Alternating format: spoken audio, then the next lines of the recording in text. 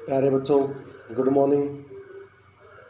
आज का हमारा विषय कविता शहर से इकारा के नेक्स्ट पैसेज की व्याख्या करते हैं। सचमुच मुझे दंड दो कि भूलूं मैं तुम्हें भूल जाने की दक्षिण ध्रुवी अंधकार अमावस्या शरीर पर चेहरे पर अंतर में पालूं मैं झेलूं मैं उसी में नालूं मैं। इसमें कवि प्रिय की आत्मीयता और पूर्ण समर्पित कोमल भावनाओं से वह इतना व्याकुल है कि स्वयं को उसका उचित पात्र नहीं समझता। इसमें कवि कहना चाहता है कि अज्ञात प्रिय को संबोधित करते हुए कवि कहता है कि हे प्रिय, मैं तुमसे एक कठोर सज़ा पाना चाहता हूँ और वह सज़ा है तुम्हें भूल जाने की सज़ा। मेरी कामना है या मेरी इच्छा है कि तुम्हारे विरह में मेरा जीवन दक्षिण ध्रुव के लंबे घोर अंधकार में डूब जाए कि जिस प्रकार दक्षिण ध्रुव पर लंबे समय तक अंधेरा रहता है, उसी प्रकार उसके बिछुड़ने के बाद उसके जीवन में भी घोर अंधकार छा जाए। तुम्हारे विरह की सघन अमावस्या का अंधकार मेरे शरीर, मुख, हृदय सभी जगह व्याप्त हो जाए। मैं तुम्हारे वियोग के उस अंधकार को भरपूर झेलना चाहता हूँ, उसी में नहाना चाहता हूँ, जिससे कि मैं अंधकार को अपने भीतर और अंधकार मुझे अपने भीतर पूरी तरह से समा ले।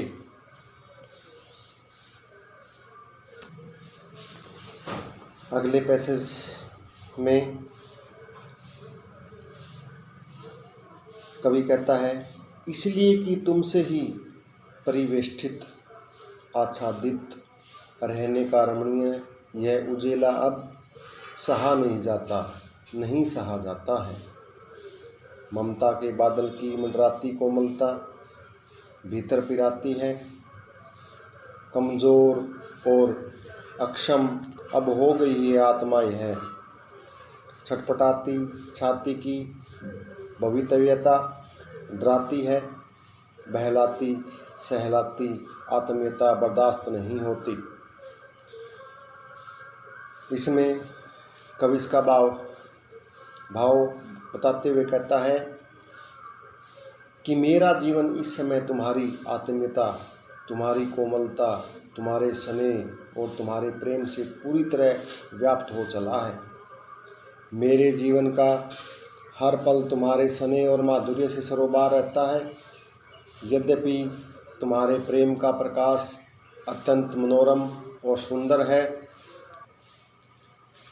ममता से सिंचित तुम्हारी कोमल भावनाएं बादलों की तरह मेरे हृदय में हर पल मंडराती और घुमड़ती रहती हैं तथा उसे मधुर मधुर टीस पहुंचाती रहती हैं, उनके मधुर मधुर दुख पहुंचाती रहती हैं। ऐसा महसूस होता है कि तुम्हारे इस अथाह सप्रेम स्नेह ममता के कारण मेरा अंतर्मन, मेरी आत्मा अब कमज़ोर हो चली है। अब कठोरता एवं कठिनाई सहन करने की उसकी क्षमता समाप्त हो चली है। कवि कहता है कि भविष्य की आशंकाएं मुझे अब भयभीत करने लगी हैं।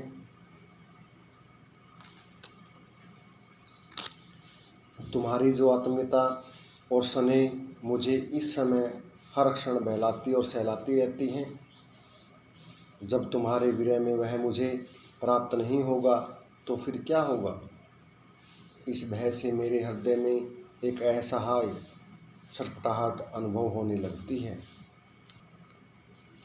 इस पैसेज का काव्य सौंदर्य है, भाषा सरल सहज और खड़ी बोली है। तत्सम और अपभ्रंश और उर्दू शब्दों का प्रयोग किया गया है।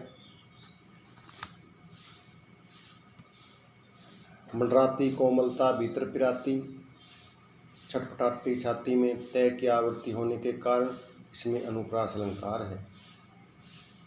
अंतिम पंक्ति में ई स्वर की आवृत्ति के कारण स्वर मैत्री का सुंदर प्रयोग हुआ है। अंतिम पैसेज में कवि कहता है, सचमुच मुझे दंड दो कि हो जाऊं पाताली अंधेरे की गुहाओं में, विवरों में, धुएं के बादलों में, बिल्कुल मैं लापता।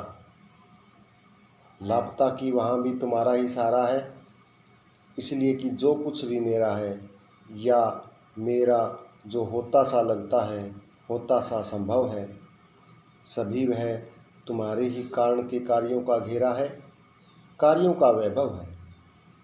अब तक तो जिंदगी में जो कुछ था, जो कुछ है, सहर्ष स्वीकारा है, इसलिए कि जो कुछ भी मेरा है वह तुम्हें प्यारा है। इसमें कवि अपने अज्ञात प्रिय से प्रार्थना करते हुए कहता है कि हे प्रिय, तुम मुझे सचमुच एक कठोर सजा दे दो। मैं चाहता हूँ कि मैं पाताल की घनघोर अंधकारमयी गुफाओं में, उसकी भीषण सुनसान सुरंगों में, उसमें मंडराते धुएं के बादलों में पूरी तरह से खो जाऊं।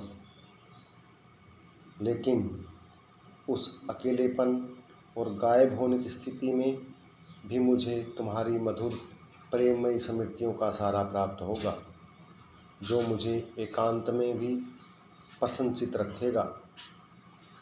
मेरा यही विश्वास है कि मेरे जीवन की जो वर्तमान स्थितियां हैं, जो हो सकती हैं और जिनके होने की संभावनाएं हैं, उन सभी का कारण तुम ही तो हो। तुम्हारे प्रेम से प्रेरित होकर जो मैंने कार्य किए, उन्हीं का परिणाम यह मेरा वर्तमान है। हे प्रिय, मेरे जीवन में जो कुछ इस समय है या जो पहले था, उसे मैंने प्रसन्नता से स्वीकार किया है, क्योंकि मैं जानता हूँ कि तुमने मेरी सुखद दुखद स्थितियों में अपना मानकर मुझे प्यार दिया है। काव्य सौंदर्य अंतिम पैसेज का,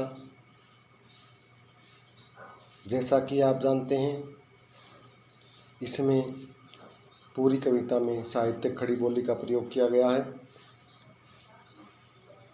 अनुप्रास अलंकार, पुनरुक्ति प्रकाश अलंकार, उपमा अलंकार का सुंदर प्रयोग किया गया है। तत्सम शब्दावली का प्रयोग किया गया है। मेरा जो होता सा लगता है, होता सा संभव है में उपमा अलंकार है। तो प्यारे बच्चों, यह थी आपकी कविता नंबर 5, सहर्ष स्वीकारा है। धन्यवाद।